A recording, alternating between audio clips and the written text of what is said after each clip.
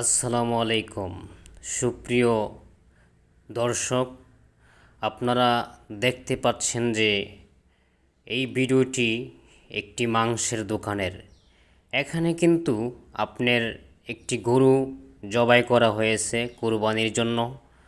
যেহেতু কালকে আমাদের এখানে ঈদ, তো একদিন আগেই যারা এখানে বাংলা দোকান আছে তারা বিক্রি করার জন্য একদিন আগেই তারা গরুটি জবাই করে, অর্থাৎ মানে কুরবানির উদ্দেশ্যেই আর কি।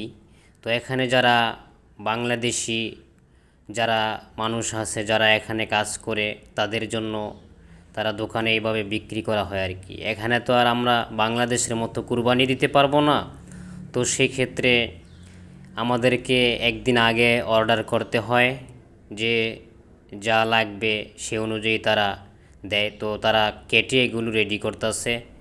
তো ভিডিওটি মালয়েশিয়া থেকে করা হয়েছে। আসলে কি ভাই, প্রবাসীদের কোনো ঈদের আনন্দ নাই। তাদের একটাই চাওয়া, একটাই পাওয়া, সেটা হচ্ছে তাদের পরিবার যেন সুখে থাকে। তো আমি মাংস নিয়ে বাসায় চলে আসলাম সাইকেল দিয়ে, দেখেন বাসায় যাইতেছি। এখন আমি বাসার মধ্যে যাব। তো ভিডিওটি ভালো লাগলে শেয়ার করবেন, সাবস্ক্রাইব করবেন ভাই।